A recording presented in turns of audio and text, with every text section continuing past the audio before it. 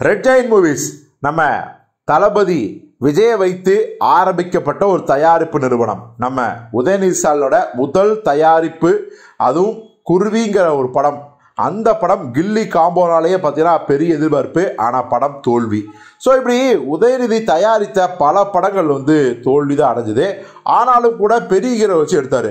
உதாரணத்துக்கு விஜய் வச்சு குருவி, சூர்யா வைத்து ஆதவன் மற்றும் ஏழாம் அறிவு, நம்ம உலகநாயகன் கமலஹாசனை வைத்து மன்மத நம்பு அப்படின்னு அவர் எடுத்த படங்கள்லாம் தோல்வி படம் தான் அமைஞ்சிருக்கும். ஏழாம் அறிவு எஸ்கேப் ஆயிடுச்சு, ஆனால் பெருத்த எதிர்பார்ப்பில் அந்த எதிர்பார்ப்பை நிறைவேற்ற முடியல. ஆனால் ஒரு பக்கம் பார்த்தீங்கன்னா ரெட் ஜெயண்ட் தயாரிக்கிற படங்கள் தான் தோல்வி அடைந்ததே தவிர அவர் விநியோகம் பண்ணுற படங்கள்லாம் பெரும் வெற்றி அடைந்தது. மதராச பட்டணமாகட்டும், விண்ணை தாண்டி வருவாயாகட்டும், அதுக்கப்புறம் பார்த்தீங்கன்னா மைனாவாகட்டும், எல்லாமே மிகப்பெரிய வெற்றி படங்கள். பாஸ் என்கிற பாஸ்கரை முதல் கொண்டு. ஸோ அப்படிப்பட்ட ரெட் ஜெயண்ட் நிறுவனம் பார்த்தீங்கன்னா எல்லா பெரியகளை வச்சும் நம்ம படத்தை தயாரிச்சிடணும் அப்படிங்கிற முனைப்பில் இருந்தார். ஏற்கனவே கமல், விஜய், சூர்யான்னு தயாரிச்சார் இல்லையா? இப்போ நேரடி தயாரிப்பில் பார்த்தீங்கன்னா ரெட் ஜெயண்ட் நிறுவனம் பங்கு வரும்னு பல வருடமாக அஜித்துக்கு தூது விட்டே இருந்தாங்க. ரெட் ஜெயண்ட் நிறுவனத்தில் அஜித் நடிக்கணும்ன்ட்டு. ஆனால் அஜித் அவர்கள் கடைசி வரைக்கும் பிடி கொடுக்கவே இல்லை. அது காரணம் அப்போ நிலவிய அதிமுக ஆட்சி. அது ஒரு பக்கம். இன்னொரு பக்கம் ரெட் ஜெயண்ட் நிறுவனத்தில் நடித்தா உதயநிதியும் நாமளும் அடிக்கடி பழக வேண்டிய சந்தர்ப்பம் வரும். ஸோ தன் மீது தேவையில்லாமல் திமுக சாயல் விடப்படும் அப்படின்னு அஜித் அவர்கள் முன்னையே சுதாரித்து தான் பார்த்தீங்கன்னா தடையை போட்டே இருந்தாராம்.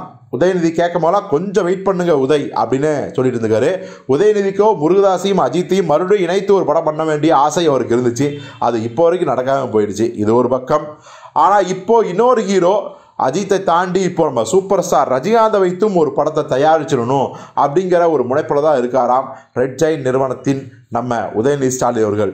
இப்போது ரஜினியிடமும் காட்சி கேட்டால் ரஜினி அவர்கள் அஜித் எதற்காக பயந்தாரோ அதே பயத்தோடு தான் பார்த்தீங்கன்னா ரஜினியும் அதை நிராகரிக்கிறாராம். ஏன்னா சன் பிக்சர்ஸ் தயாரிப்பு நடிக்கிறது பிரச்சனையே கிடையாது, அது ஒரு கார்ப்பரேட் நிறுவனம் அப்படிங்கிற பிம்பம் தான்.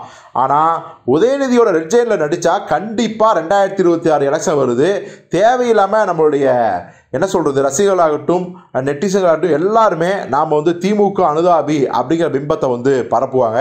ஆனால் நாம் பாஜகவை ஆதரிக்கக்கூடிய ஆள் அப்படிங்கிறது எல்லாருக்குமே தெரியும், சின்ன குழந்தைக்கூட தெரியும். அப்படிங்கும்போது தேவையில்லாத குழப்பம் நாம் மிகப்பெரிய இக்கட்டுக்கு உள்ளாயிடுவோம்னு சுதாரித்த ரஜினிகாந்த் அவர்கள் ரெட் ஜெயண்ட் நிறுவனத்தை இப்போதைக்கு விருங்கப்பா, 2026 எலெக்ஷன் முடிட்டோம், அதுக்கப்புறம் நடிக்கலாம், இல்லைன்னா தேவையில்லாமல் அரசியல் பகடைக்காயாக நம்ம ஆயிடுவோம் அப்படிங்கிற பயத்தோடு தான் ரஜினி அவர்கள் ரெட் ஜெயண்ட்டை அப்படியே தள்ளி வச்சிருக்காராம். ஸோ ரெட் ஜெயண்ட் ரஜினி கூட்டணி, ரெட் ஜெயண்ட் அஜித் கூட்டணி எப்போ நடக்கும் அப்படிங்கிறத நாம் பொறுத்திருந்து பார்ப்போம். அப்படி நடந்தால் அந்த படங்களின் இயக்குநர்கள் யாராகலாம் இருக்கணும்னு நீங்கள் ஆசைப்படுறீங்களோ அதை கமெண்ட்டில் சொல்லுங்கள்.